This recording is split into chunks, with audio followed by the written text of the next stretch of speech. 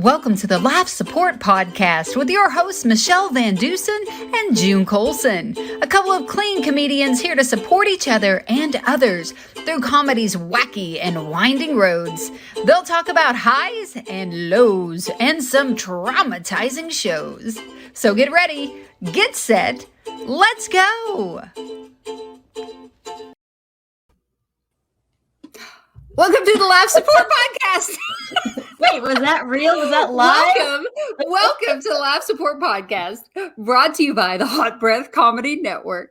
I'm your host, June Colson, here with my amazing friend, Michele with 1L VanDusen, the birthday girl. Look, I was trying to answer Rhonda Corey. She was calling me, and I was going to just have her listen as we were recording the podcast. And then I was like, I can't hear her. I can't, anyway, I'm having a blonde moment.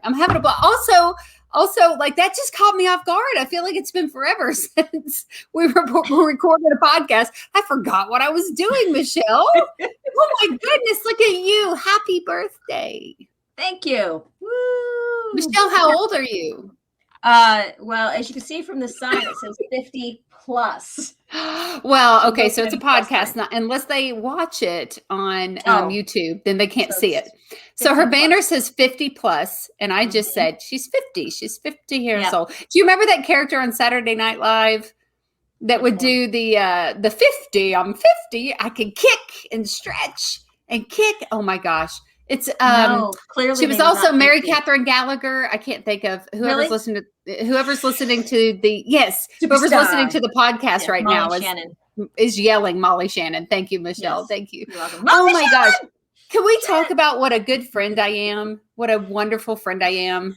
Because Michele, this is why Rhonda's calling me. I had texted her this morning and I was like, Michelle's got a birthday coming up, right? And I checked on Facebook. And you don't have your birthday listed on there. So honestly, I kind of blame you for the fact that I didn't know it was your birthday today.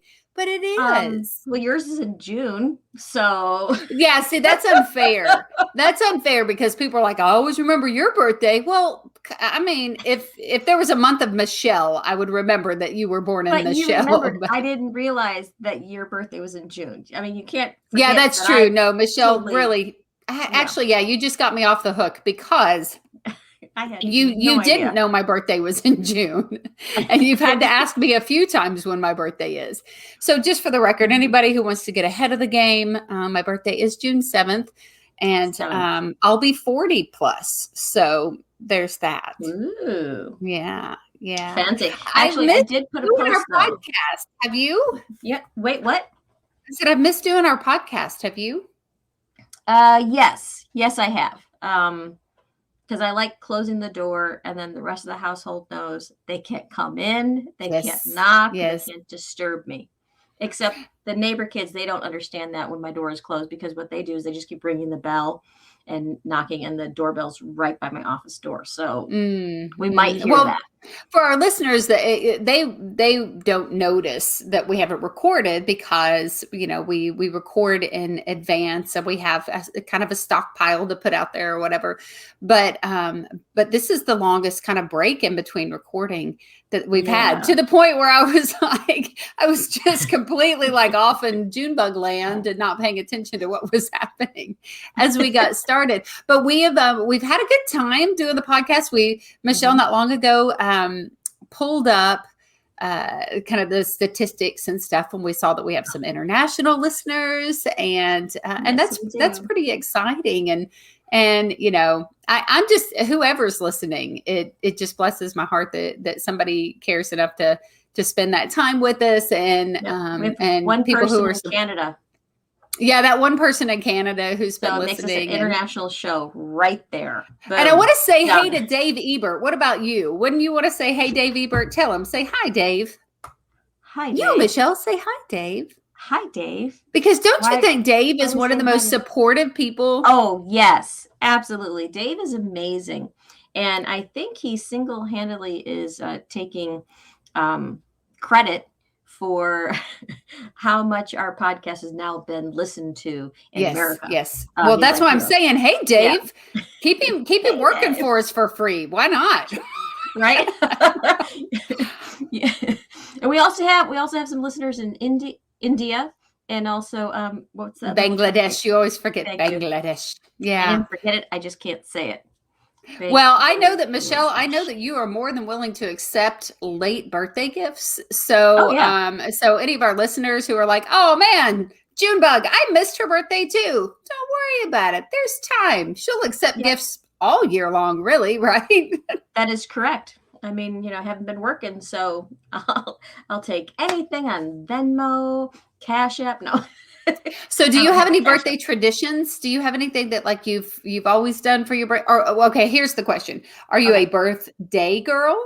Are you a birthday weekend girl? Or are you that chick who hops on Facebook and tells everybody it's September, my birthday month, and they try to claim like all 30 or 31 days or 28 or 29 if it's a leap year?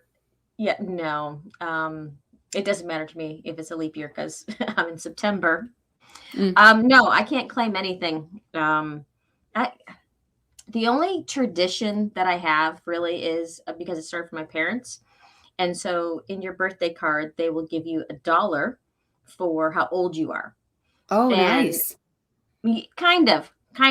And so like once you hit 50, then they start subtracting $1. No. So, yeah. So it's kind of like a countdown to your death is kind of what happens with them. So it's like, thanks. That's not right at all. Yeah, so that's the tradition. Opening the thing, like, do they know how old I am? Oh my goodness. My birthday tradition when I was little, thanks for asking, Michelle, was my cousin Angel. Yeah, my cousin Angel. She's a day after my birthday, but a year before me. So 364 days apart. And so for one day, we would be the same age. And I would always be like all excited because if she was 10, when I turned 10 for one day, we were both 10 years old. So exciting. But neither one of us really liked birthday cake very much. But we love dill pickles. So every year for our birthday, my grandfather would buy us a gallon jar. I'm doing this in case anybody needs to know how big a gallon is. A huge jar of dill pickles. And then my grandmother would make homemade ice cream. So we would have pickles and ice cream. Oh, okay. I was thinking like pickled ice cream. No. But you know what? People did. No, they did like the slushies. I know for sure they have dill pickle. That's like the most popular snowball slushie or whatever. Down the street from my house, there's like it's like a little shack or whatever, and it's purple and it's real cute, and everybody goes and buys the little shaved ice, and they have like 150 flavors or something, but the most popular is the dill pickle ice, and it comes with a pickle in it. They put, oh my gosh, listen, okay. So I'm one of those people. Don't be afraid. I'm one of those people who had COVID, and I lost not right now. You're okay. So wait. So that's why people like start eating dill pickled ice cream because they have no taste anymore. No. I'm telling you how that connects to me having COVID. So I lost my sense of smell, but not my taste. But most of your sense of smell adds to your sense of taste. So things don't taste right if you can't smell it. And so I still had a sense of taste, but everything just tastes weird or awful. And I couldn't smell anything until about day 8. And my husband brought me a hamburger as if that's what I wanted to eat. Like I just couldn't eat anything. But on the side, there were some dill pickles. And I remember picking up a pickle. And that was the very first thing that my smell came back to was dill pickle. Oh, good. And I'm telling you, that's what I survived on for probably another week when I couldn't eat really anything. I was just so sick. But I would eat dill pickles. I could smell them. I would sit and I would just smell the dill pickle, and then I would bite the little edges off of them because they were the slices. And then I would eat and for like 3 meals a day. I probably had 25 pickles a day, and that's all that I ate. But I didn't lose any weight. None of these people get done with COVID and they're like, I lost 25 pounds. I didn't eat. My husband asked me, he said, did you lose any weight? Which is not a smart question for a man to ever ask his wife. Come after, did he try to lift you up first and like? No. He looked me up and down, which was worse. Have you lost any weight? No. We heard somebody talk about losing weight, and then he looked at me and he goes, did you lose weight? Like when you were sick, did you lose any weight? And I was like, I gained 8 pounds. And he goes, you didn't eat for 2 weeks. And I'm like, I know, that's my metabolism. I didn't eat for 2 weeks and I gained 8 pounds. How does that happen? Well, you do know that if you're not eating, especially if you're not eating enough protein, that your body goes into the starvation mode. And so it starts storing everything. Well, and so for 2 weeks, your body's like, oh no, she's not eating. We've got to pack it on. So my body's in starvation mode even when I am eating, because it's packing on. I don't know what it's saving for. I don't know what I'm preparing for, but I always say, I'm not fat. I'm just a hoarder of food. Yes. Listen, my mom, she was in a car wreck. And my mom is what she refers to as a big boned lady. I love that. We're all big boned in our family. We're big butts. We have big butts and we cannot lie. Okay. I'm not going to lie about it. We have big butts.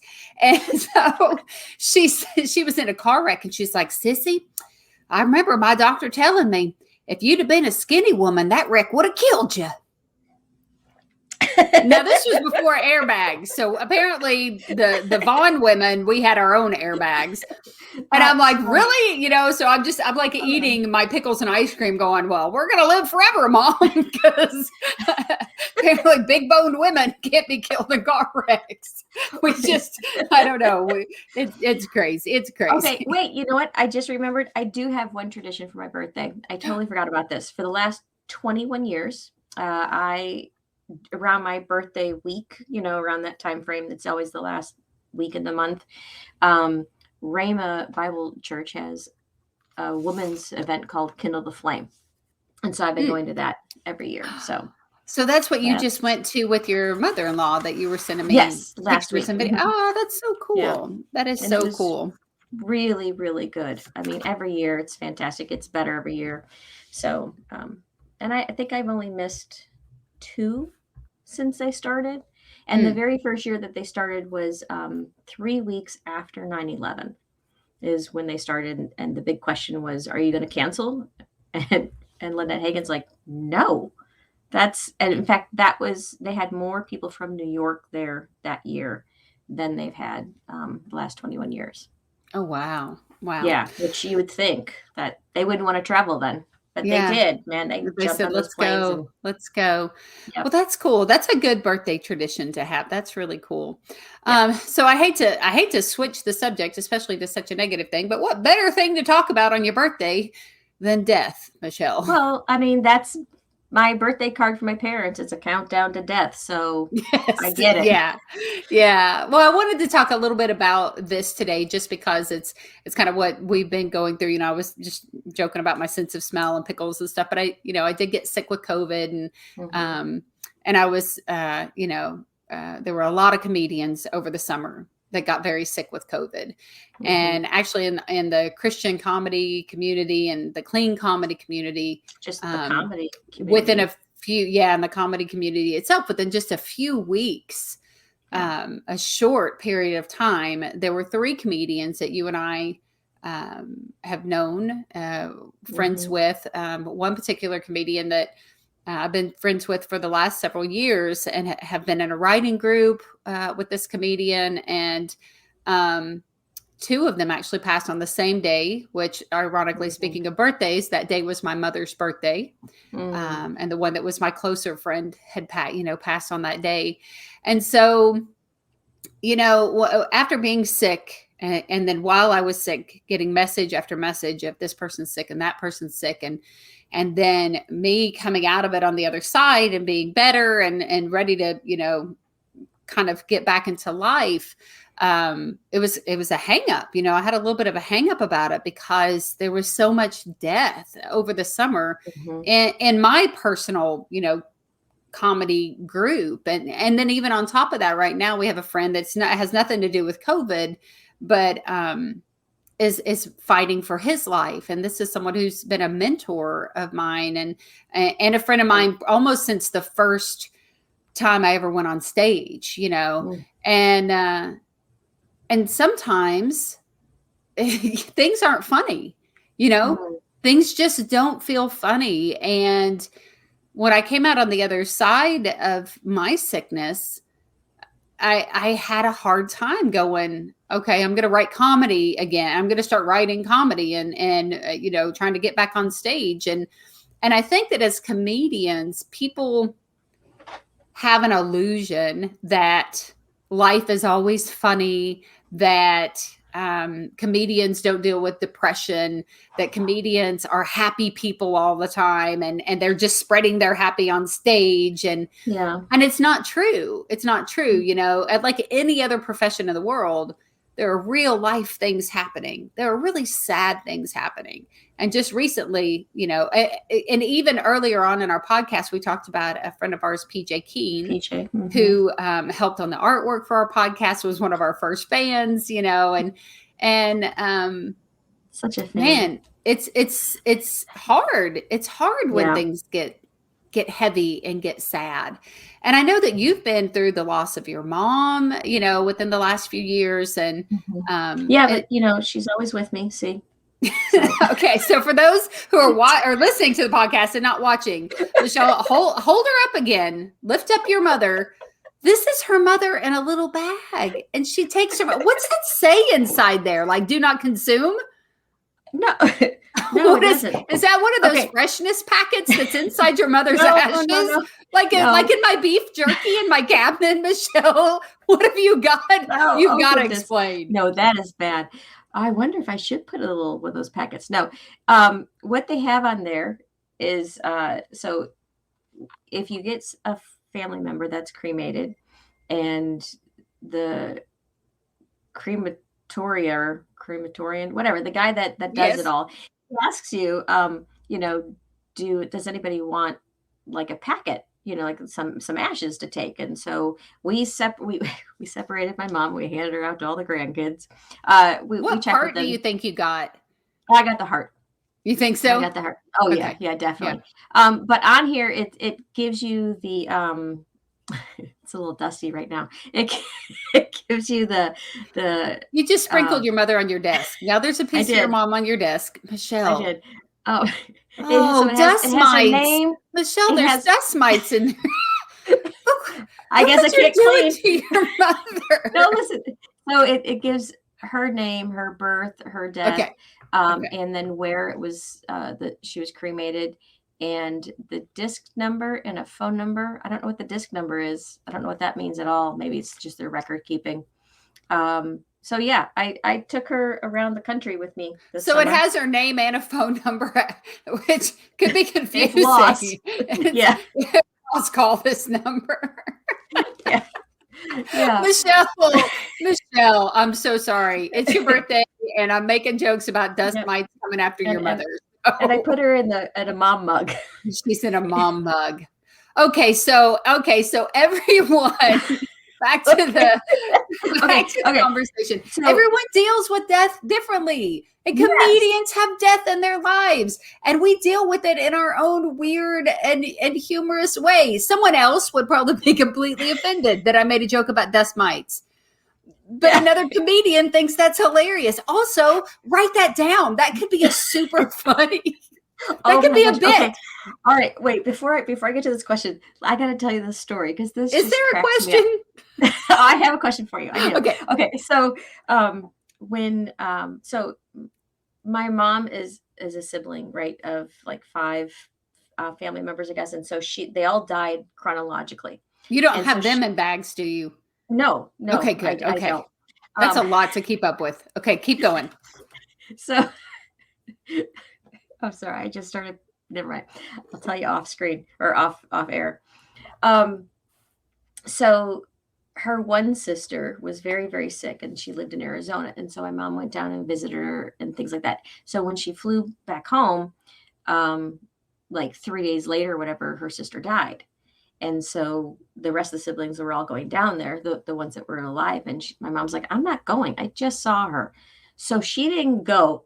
But this is what happened.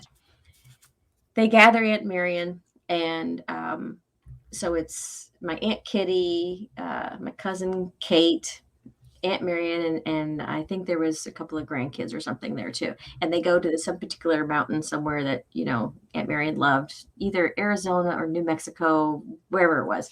And they're singing her favorite songs and things like that. And then they're going to like just release her kind of a thing, which I'm just going to put this as a disclaimer. I'm not advocating that you just throw ashes anywhere because you actually do need to have like permits and all that kind of stuff. I wonder if anybody really does that. No, but legally you have to, especially if you're going to take an urn. Especially if you take an urn full of ashes, you have to have paperwork and a ticket and all that sort of stuff to even transport that body on an airplane. Just like you FYI. Have to have a plane ticket for your it's all sorts of.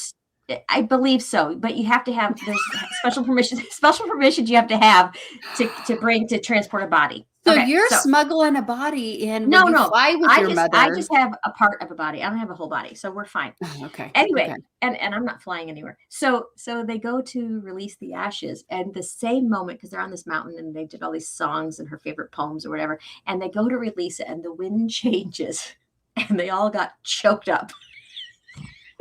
Because of the wind, and they're singing it. They inhaled their mother? Yes. Oh my gosh. My mom's like, see, I knew she was out to get me. I'm so glad I didn't go. How do you the nightmares that would follow that of the this is something sci-fi. I think I've just figured out my first sci-fi script. It's the funniest thing. And but the mother inside of me. Yeah, right. It's so freaky. That's just freaky. That's Freaky Friday. They've already done that. Okay. So can I tell you something that reminds me of? Yes. I had a friend. It's a fast story. I had a friend whose aunt was a witch, and like a witch, like a real witch with a cauldron and a witchy witch. Not like Bewitch with a twinkle nose. Like that's too cute. No, hers was a scary aunt witch, and her aunt got divorced from her uncle, right? And he moved out and all that stuff. And she got her a new boyfriend, and the boyfriend was living in the house. And she, they were going through the divorce proceedings, and she got angry, and she decided she was going to cast a spell on her ex-husband and make him crazy.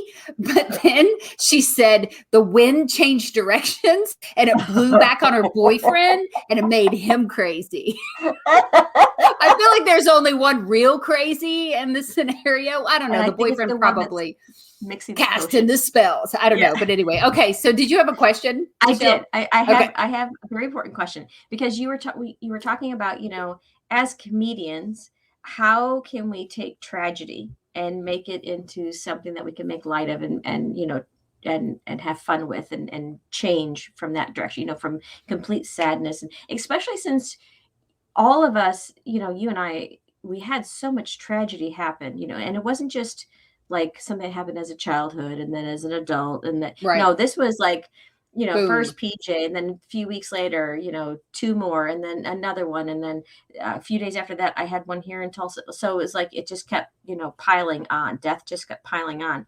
So because you went through the same sickness that our friends died from,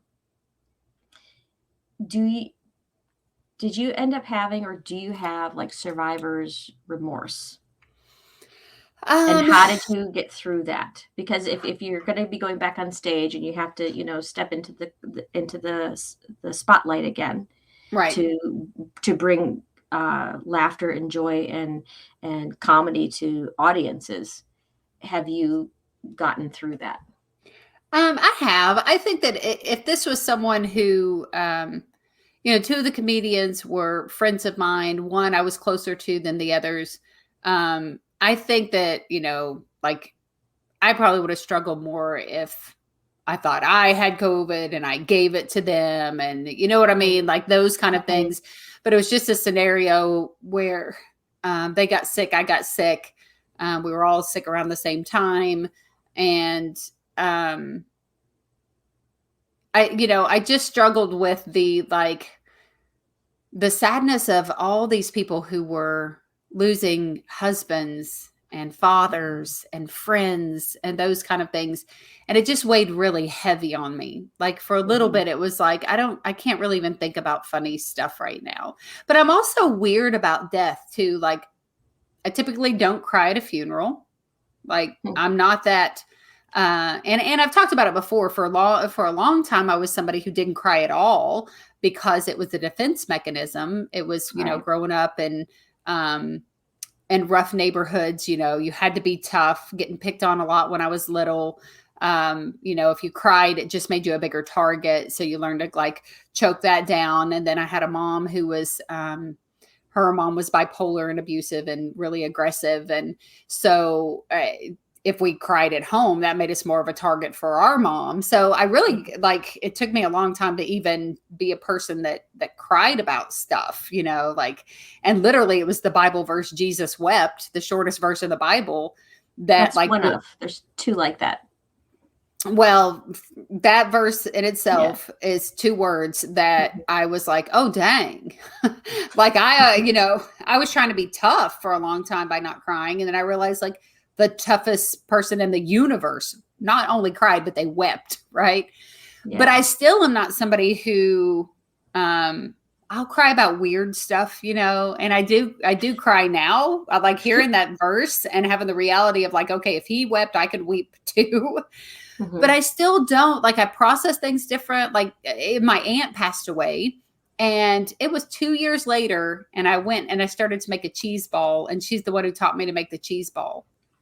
And I suddenly just started bawling, making a cheese ball, like the irony there, whatever.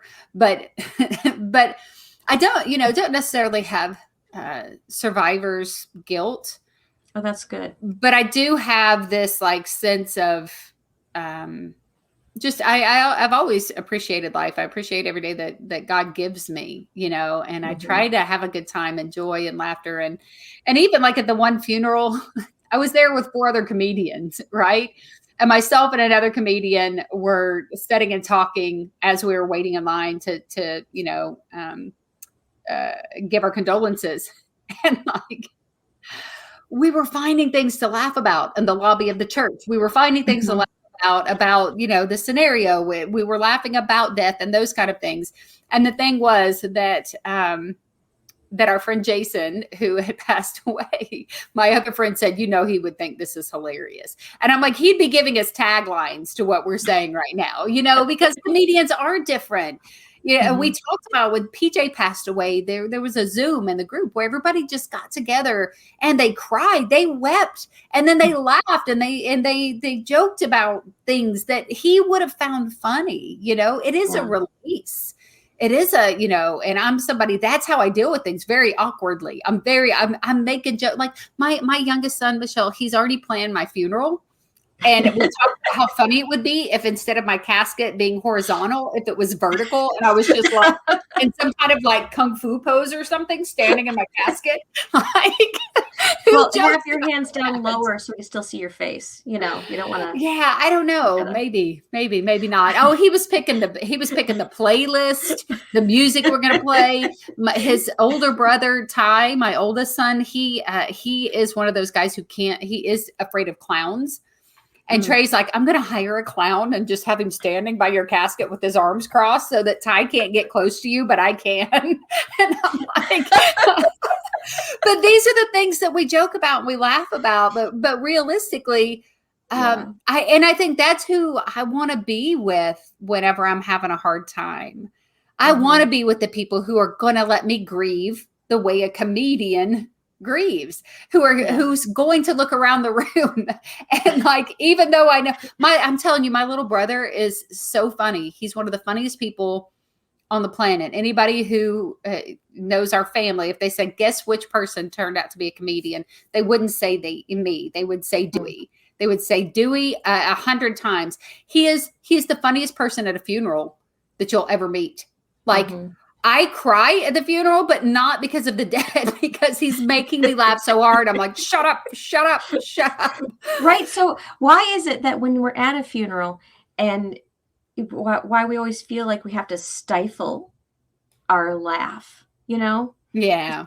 Like, I understand, like, if it's during the service part, but then when you're just hanging out and talking with people, because it's supposed to be a celebration of life. It's It supposed to be a is. celebration It of the is. person that passed. And so they're not going to want you standing around all stoic and teary-eyed. They want to hear the funny Yeah. stories. Like it would be something that, like my mom, one of her things was, I want balloons and I want a big old dinner.